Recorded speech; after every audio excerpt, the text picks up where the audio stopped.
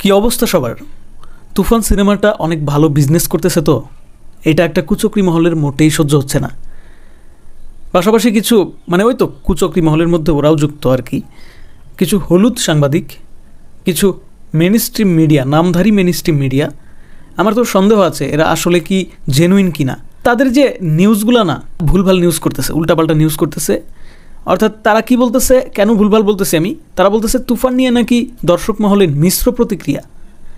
ভাই আমি তো কোনো জায়গায়, আমি যে সিনেমাটা হলে গিয়ে দেখলাম, তারপর বিভিন্ন জায়গায় বিভিন্ন নিউজ পত্রপত্রিকায় দেখতেছি, সব জায়গায় তুফান নিয়ে দারুণ পজিটিভ বার্তা। 10 জনের মধ্যে একজনও পাওয়া যাচ্ছে না যে নাকি নেগেটিভ কোনো কথা বলতেছে, সবাই পজিটিভ। তুফান সিনেমার মতো সিনেমা সবাই চায়। এই ধরনের সিনেমার জন্য এতদিন ধরে বাংলার দর্শক ওয়েট করতেছিল। আর কি অদ্ভুত, কি অবাক কাণ্ড, কালবেলার কাছে নাকি কারা বলছে যে তুফান নিয়ে তাদের মিশ্র প্রতিক্রিয়া আছে। ভাই আমি আসলে ফিড আপ। ওদের প্রত্যেকটা রিপোর্ট, তুফান নিয়ে যতগুলো রিপোর্ট করছে না, প্রত্যেকটা রিপোর্টই এই ধরনের। আমি জানি না তুফান সিনেমার সাথে বা শাকিব খানের সাথে অথবা রায়হান রাফির সাথে ওদের পার্সোনাল কোনো দ্বন্দ্ব আছে কিনা, বাট আমার কাছে মনে হচ্ছে যে প্রবলেম তো কিছু আছে। তা না হলে যেখানে ইচ অ্যান্ড এভরি দর্শক, প্রত্যেকটা দর্শকের মুখে মুখে তুফান পজিটিভ বার্তা ছড়াচ্ছে, যেখানে তুফানি কায়দায় বিজনেস করতেছে, প্লাস দর্শক টানতেছে, সব কিছুতে একদম এগিয়ে আছে। আকাশ পাতাল ডিফারেন্স হয়ে গেছে এখন তুফানের সাথে বাংলাদেশের অন্যান্য ভালো সিনেমাগুলোরও। সেইখানে তুফান নিয়ে এই ধরনের নিউজ কিভাবে করে? ওদের নিউজে কোনো পজিটিভ ভাইব পাইলাম না। যতটা পারে আর কি। এমনিতেই তো একটা সত্যকে কখনো ধামাচাপা দেওয়া যায় না, কিন্তু তারা সেই সত্যটাকেও ধামাচাপা দেওয়ার যথেষ্ট ট্রাই করতেছে বলে আমার মনে হয়। এছাড়াও এই যে কালবেলা ছাড়াও আরও বেশ কিছু মানুষ আছে যারা তুফান নিয়ে যখনই কথা বলতেছে তখনই এই ধরনের ছোট ছোট বিষয়, এমন বিষয় উল্লেখ করতেছে। এই যে কালবেলার যে নিউজ, ওইটা যেটা দেখলাম, তুফানে নাকি একটা এমন দৃশ্য আছে, সেই দৃশ্য নাকি রাখা তাদের একদম মহাভারত অশুদ্ধ হয়ে গেছে। এখন নাকি তুফান সিনেমাটা মাঝপথে এসে আটকে যাবে, তুফান নাকি হলে প্রদর্শনী করতে দিবে না। ভাই আমি হাসবো না কাঁদবো? সেন্সর বোর্ডে কি তখন চোখ কালো কাপড় দিয়ে বাইন্ধা অথবা চোখ বন্ধ করে নাকি, সেন্সর বোর্ডে যারা ছিল তারা কি অন্ধ? তারা কি সিনেমাটা দেখে নাই? শুধু ভয়েস শুনছে, কানে শুনছে শুধু? আমি তো বুঝলাম না। সেন্সর বোর্ড থেকে দেখে সুন্দরভাবে একদম সেন্সর সার্টিফিকেট দিয়ে দিয়েছে। এখন এই ধরনের কথা কোত্থেকে আসলো, কিভাবে আসলো? এত গাঁজাখড়ি আলাপ আলোচনা কিভাবে মেনস্ট্রিম মিডিয়ায় হতে পারে, এটা তো আমি বুঝলাম না।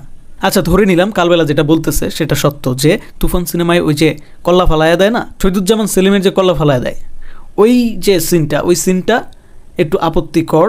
কাদের জন্য? শিশুদের জন্য। তো এর কারণে সেন্সর বোর্ড তো আটকায় নাই। তো এখন আবার সেন্সর বোর্ড এটা খতিয়ে দেখবে, এটার অধিকার কি এখন তাদের আছে? হুট করে মন চাইলো ছেড়ে দিলাম একটা সিনেমা, আবার সেই সিনেমা মাঝপথে ব্যবসা করতেছে ভালো, সেটা আটকিয়ে দিয়ে তারপর আবার এনে পরীক্ষা নিরীক্ষা করে সেই সিন ফেলে দিয়ে তারপর আবার দিলাম। এটার এখতিয়ার আছে? নিজেই অধিকার দিলাম, আবার নিজেই বললাম যে না, হয় নাই, খেলবো না। ব্যাপারটা এত ইজি। আর আমার মনে হয় যারা এই ধরনের নিউজ করতেছে, এই ধরনের ফেক নিউজ করতেছে, এই ধরনের কথাবার্তা বলতেছে যে তুফান সিনেমাটা হলে প্রদর্শিত হবে না, হ্যান ত্যান, এগুলো বলে কোনো লাভ নাই, এগুলো ছড়ায় কোনো লাভ নাই। আর এই যে মিশ্র প্রতিক্রিয়া, হ্যানা ত্যানা, কিসের মিশ্র প্রতিক্রিয়া? তুফান সিনেমা দেখতে যায় টানা 3 ঘন্টা দাঁড়াইছিলাম, টিকিট পাই নাই। মিশ্র প্রতিক্রিয়ায় যদি থাকতো তাহলে তো সেরকমই হইতো। তুফান তো রাজকুমার, প্রিয়তমা, সুরঙ্গ, আরও যতগুলো সিনেমা আসছে, শাকিব খানেরই আগে যত সুপার ডুপার হিট সিনেমা আসছে সেগুলোকেও টপকায়া যাইতেছে। তাহলে মিশ্র প্রতিক্রিয়া কই পাইলেন আপনারা? আর যদি মিশ্র প্রতিক্রিয়া যদি তুফানের বেলায় দেখে থাকেন, তাহলে রাজকুমারের বেলায়, প্রিয়তমার বেলায় বা সুরঙ্গের বেলায় অথবা অন্যান্য যেসব সিনেমা দেখতেছেন সেগুলোর বেলায় আপনারা এই ধরনের মিশ্র প্রতিক্রিয়া, হ্যানা ত্যানা, এই সমস্ত নিউজ করতেছেন না কেন? আগন্তুক, ময়ূরাক্ষী, তারপর ওই যে রিভেন্স, এগুলো নিয়ে তো আপনারা নিউজ করতেছেন না। ভিউজ আসে না দেখা, না ভিউজ হয় না দেখা, শুধু তুফান হিট হইলেও এখন আপনারা সেটাকে ফ্লপের তালিকায় রাখবেন যাতে করে আপনাদের ভিউজ আসে। কি অদ্ভুত বিষয়! তুফান এমন একটা সিনেমা, যে ধরনের সিনেমা বাংলা ইতিহাসেই নাই, আর সেটা নিয়ে আপনারা বলতেছেন যে দর্শক কেউ কেউ আগ্রহ, কেউ কেউ অনাগ্রহে ভুগতেছে।